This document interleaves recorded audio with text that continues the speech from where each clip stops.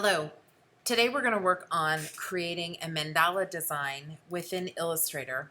And a mandala is a radial balance type design. And I've got some examples here currently, some better than others. But basically it's a design around a center point. And that's what we're going to work on today.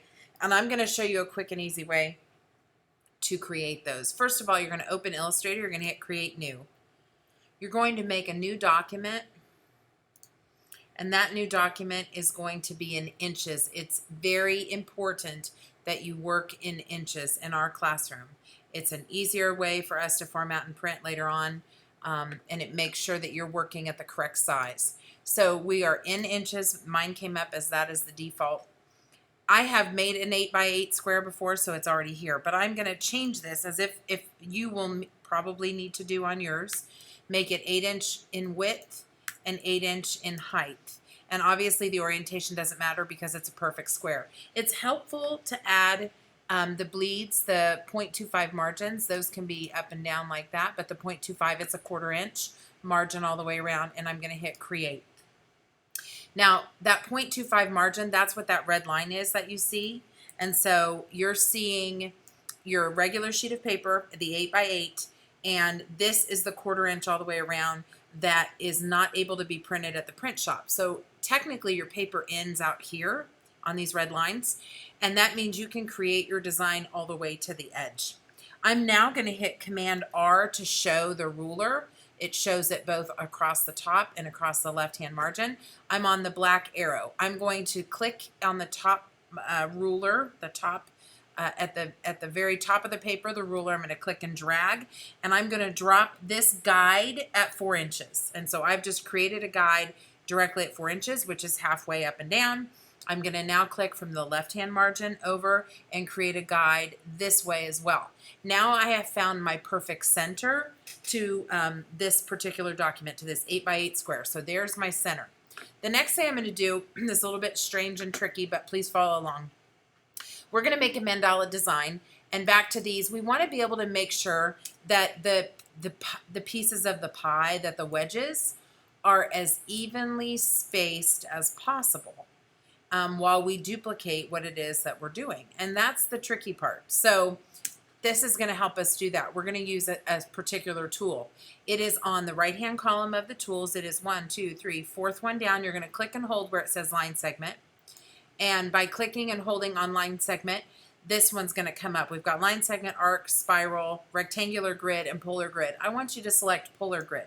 Now from polar grid, you're going to need to put your dominant hand on the mouse, and you're going to need to use your other hand to hit shift on the keyboard. But you specifically need to hit shift on the right hand side of the keyboard. So I'm holding shift and I'm pulling my polar grid tool open. And because I'm holding shift, they are perfect circles. Now, my hand is on the right hand side of the keyboard on the shift button. Because my left hand actually is on the right hand side of the keyboard, so it's opposite of what would be normal. But I am near the arrow keys, and that's where I need to be. I need to be able to hit the right arrows and the left arrow to increase my pie wedges to whatever I want, and my up arrow to increase rings, or my down arrow to decrease rings. Now, in my opinion, for this project, the pie wedges is most important and will dictate what your design looks like. The rings, maybe not so much, because we're going to kind of move freely through those rings, but it will help you space things depending on what a look you're going for. I'm going to let go of my mouse first, and then I'm going to let go of the shift key rather. Okay, now, if your fill is no and your stroke is no, you need to change your stroke to black just so you can see it and you can see what's going on.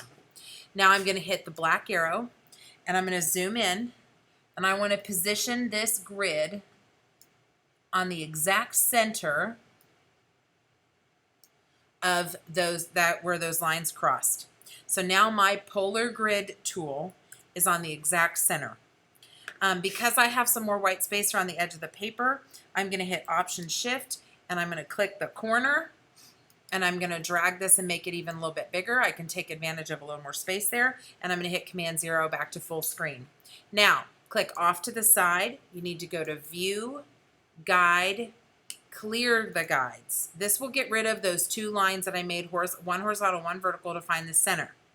I need to do that because now I'm going to turn this into a guide, and I don't want duplicates. So now I select this, and it looks all blue, and you go to View, Guides, Make Guides, and now I have turned that into a guide. I need you to click on it and move it. If it moves, mine did not move. If yours moves, you need to go to View, Guide, and yours will say Lock. And you need to make sure that you've locked your guides. Mine are already locked. I believe that's because I've done that to mine in the past, and by default, it was already locked. If yours is not, if yours goes back to selected when you click on it, go View, Guides, Lock Guides. Okay, now I'm going to create a design within one of these pie wedges. You can use the rectangle tool to do that. And that's rectangle here, rounded rectangle, ellipse, polygon, star. You could use the pin tool, which there's lots of attributes to the pin tool that could be used to make that. You could use just really adjusting things with the black arrow and the white arrow can help with that. Other things that work well to create shapes is the Pathfinder tool. Let's see. Excuse me, not the right tool. Let's go Window, Pathfinder, and I'm going to pull it up here if I can.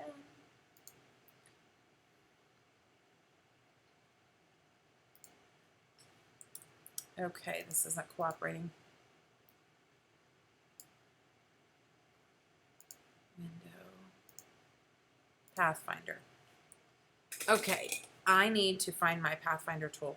But while I'm waiting to find that, let's go ahead and see what we can do with some of these other shapes. Okay, so we've talked about how to use the rectangle tool. You click on that, you can make a rectangle of anything of your choosing. Command Z to go backwards and get rid of those. If you hold down Shift, you can make a perfect square. Let's zoom in a little bit. If you have the black arrow, it means all of this is selected. And so I could do this and kind of round it. I could round it so much until it turns red. You'll see that. And really there it's a circle. I can take the white arrow and I can isolate one point and then I could round it. And one point and I could round it.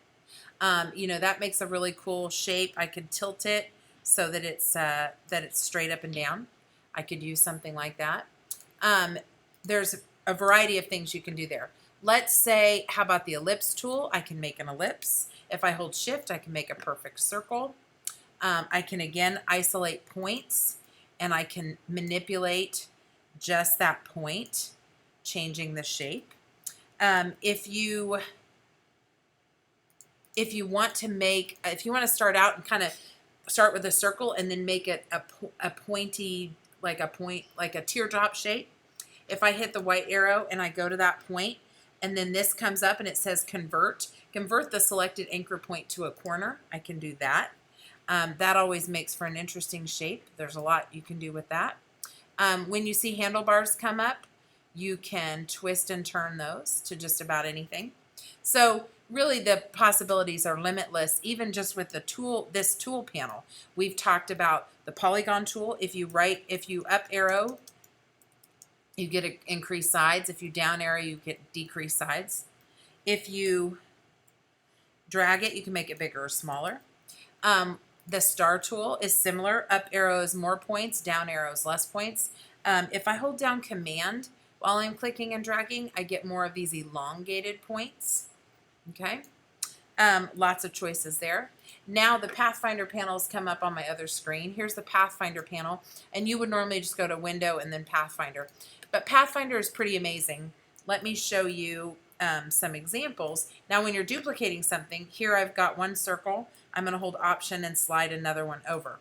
Now using these two circles, let me show you what the Pathfinder tool can do. And actually, let's select this one and give it a fill. And let's select this one and give it a fill so we can kind of just see what we're doing. Okay, so black arrow, and I'm selecting both of those. And I'm ignoring my guide for right now because we're going to use that in a minute. So black arrow, and I'm selecting those.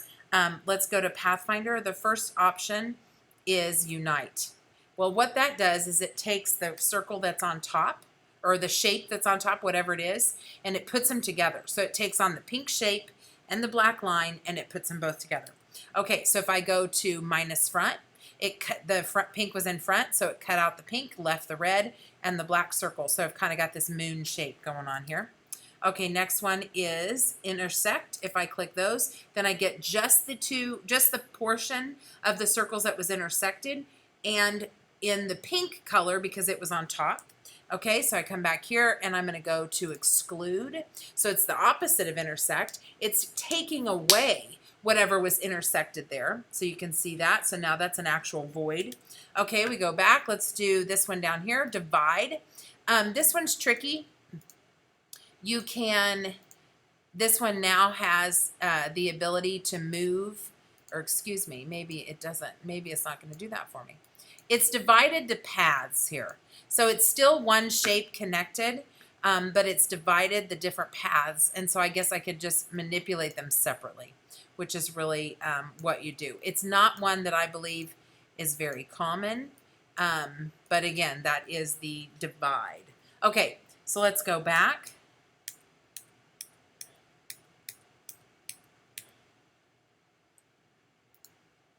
And we're going to redo the color. Okay, now these two are selected. After divide, the choice is trim. That's just taking the outline away and kind of putting them together. Okay, and then this one is merge. It's merging it, taking the outline away, putting them together, but not making, it's almost like they're grouped. So really that's also one that's not used very common. More people group than they do merge. This one is crop. So we're taking, hey, here we're taking out these pieces, and it's really like the intersection, but it is what was in the back because we've cropped out the front. Okay, and then this one is the outline, which does just that, gives you an outline. And this last one is the minus back. So it took out what was in the back, left me with the front, and it actually excluded that little sliver that was intersecting. So it's the opposite, of course, of minus front. And so I got the half moon over here. So there's a lot that can be done with Pathfinder in making shapes, and you may or may not want to use that for this assignment on mandalas. But now we're going to move on. I'm going to only make a quick design, so to show you what it is that we can do. If I can just get this little guy out of the way, if I could show you how you can apply this and then how to duplicate it around a center point. But I expect that you will spend a whole lot more time and thought in creating your design. Now for me doing this, I'm going to use white fill and black stroke. I would like for everyone to use black stroke. To begin with, everyone should also use white fill. You can always go back and add your colors later, which I will expect you to do for the assignment. Okay, I'm going to zoom in. I need to isolate one pie wedge that I'm going to work with in creating my design. That's all I have to do is create one pie wedge, okay? And then one more tool I want to show you. Whether you have a circle, a square, or whatever it is, I'm going to go to Effect, Distort, Transform, Pucker, and Bloat. And these make for some pretty cool effects. So they're both selected right now, so this will happen to both of them. But right now I'm going to bloat, which goes this way. So for a square, you can see what you get, and for a circle, you can see what you get. If I go pucker, we get the opposite effect. Okay? So kind of these starburst looking tools. But pucker and bloat are both really cool options. You can see the variation that you get, whether it's a square or whether you get or start with a circle. Okay? So I'm going to cancel that for now and delete this. Okay. I'm going to use the pen tool. It's personal preference. It's going to be on stroke. We're going to be on no fill we're going to be on, we're going to leave it on white fill for now. Okay. And I'm going to increase that stroke weight to 4. Okay. I'm clicking my pen. I'm clicking my pen and I'm going to arch this in line with the outside circle. I'm going to come back to here. I'm going to go down to here, and I'm going to go back up to here. Okay, now I've got this triangle. Now, I want to change this just a little. It's not quite as far out as the other one. Excuse me. I want to then go to the stroke panel, which is here, and I'm going to put rounded, and I want to apply that to this. I want a rounded caps. So you can see my edges are now not pointy, but rather rounded. Okay, you can do that, but you don't have to. It doesn't matter, whatever you do. Now I'm making a pie wedge, but you can do just shapes floating in there. I just kind of like the way this looks. Now I'm going to copy this, Command C, Command F, paste to front. I'm holding Option Shift, and I'm coming in, and that didn't work for me on center. Let's go ahead and center that up. And then I just kind of like that as a duplicate. Okay. Okay. So I'm going to move that over. Actually, it needs to go over a little more. I think that needs to come in a little bit too.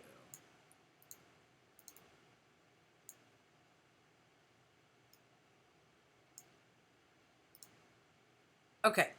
Now I've got my two shapes. And let's make this shape a black fill so that here, and this can just be white with a black stroke. Okay, now I'm going to apply some shapes to inside of this.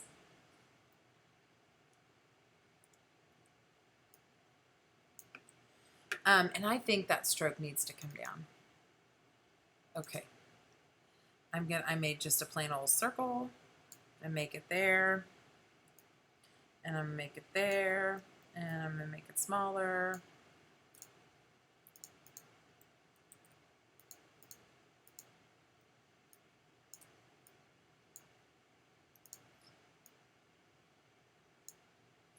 Okay.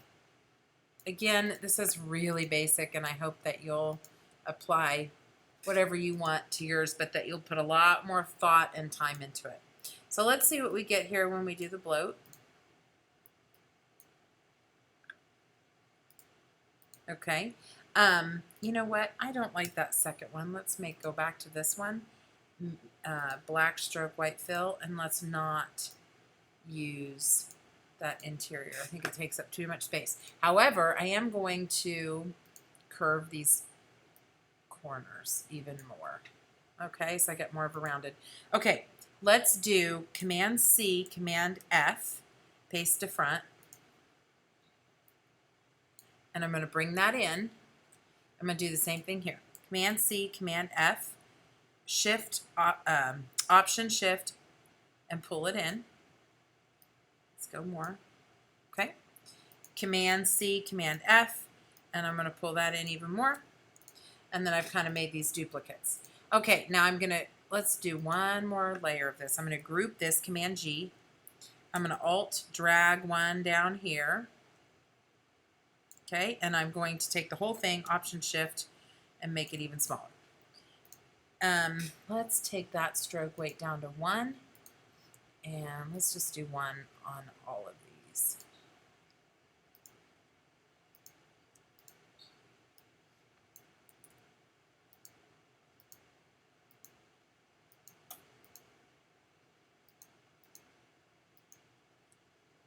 Okay, stroke weight. Okay, not very exciting, but let's see. Let's group this. Come on, let's spin that around.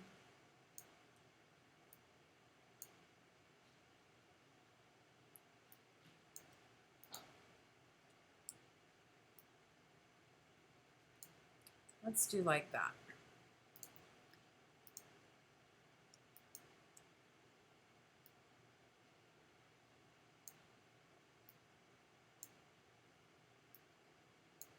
I'm going to Shift Option and make that bigger. Maybe that one should be bigger. We'll just kind of change it up. I think I'd rather... these be twisted this way.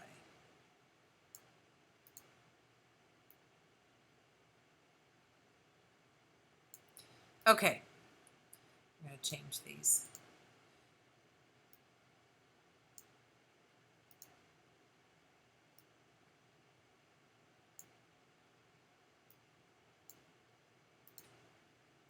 Okay, this is in nowhere near a completed design. So please understand that I expect you to have a much more thoughtful design than this. But for the sake of time, I'm going to leave this the way it is. And we're going to talk about how you create that around a center point. So let me get one more thing going on in there. And I'm going to copy, I'm going to do one more down here, but I'm going to make it much smaller, shift option. Okay, so here's a design. It's mediocre at best, but here we go. Let's put one more right there. One more right there. One more right there. And one more right there. And I'm just hitting Alt, and I'm copying that over and over and over again. Okay, so I am now going to select all of this with the black arrow and hit Command G to group the entire pie wedge. Now I'm going to come over here and I'm going to hit Rotate tool. It's the 7th tool down on the left-hand side.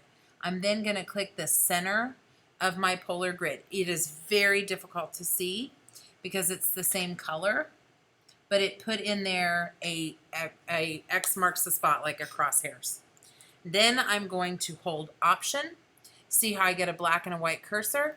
And I'm going to then spin this to the next pie wedge. I'm going to center it as best I can before I let go, and then I'm going to let go.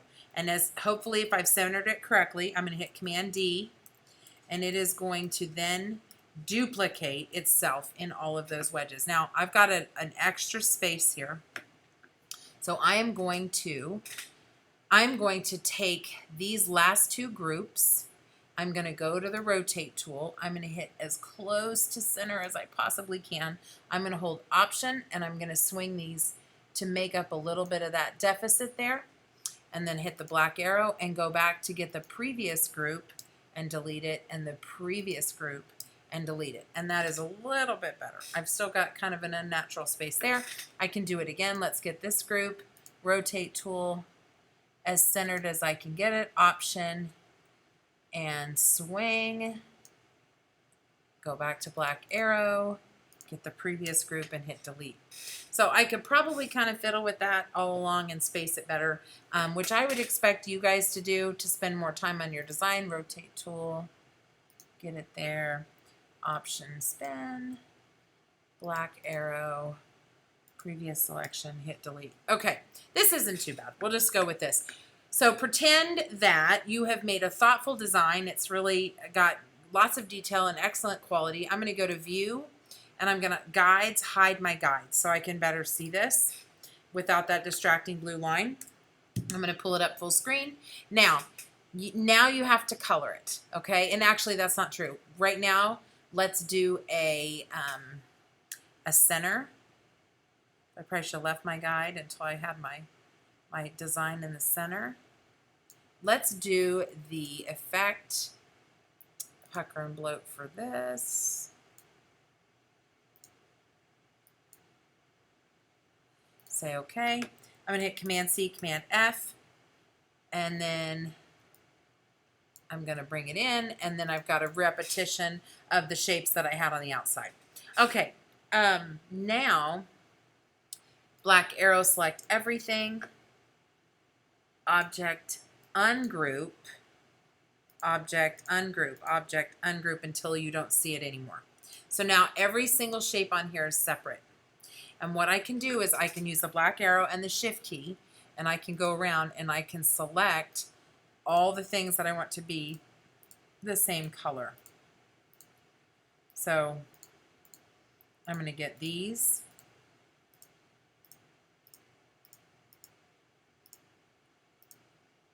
Okay, now let's fill them with a lavender color. Okay, click off to the side. I think I'm going to focus on a monochromatic design for this. So I'm going to use various shades of purple. And you would do this and you would fill your entire design. Actually, first I'm going to take on that, then I'm going to double click it, and then I'm going to go to a different purple. And you can see the variation. It's not a very, let's go back to that. Let's go even darker.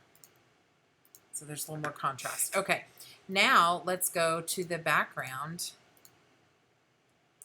If you click one by mistake, just go back and do it again. So I just want these backgrounds. I need to click on the edge of this.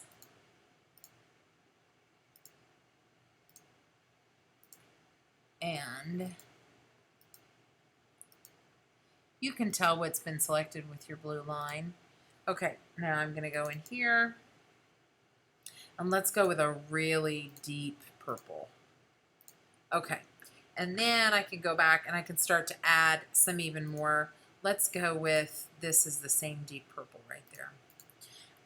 So anyway, you can start to kind of get an idea. I will also be zooming in and getting all of these little guys.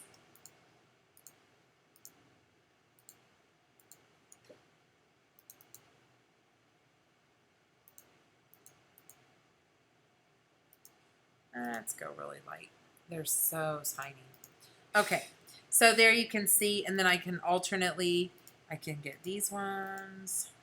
There we go. And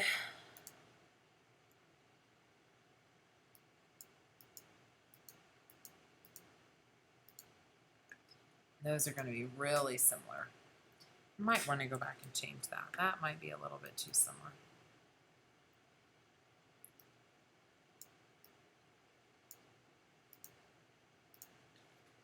Okay, and I would just continue and continue and fill all of these colors. Okay, all of these with color.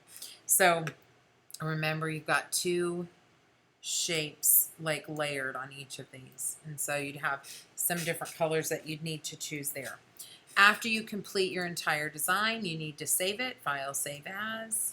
Whoops. I'm just go to File, save as.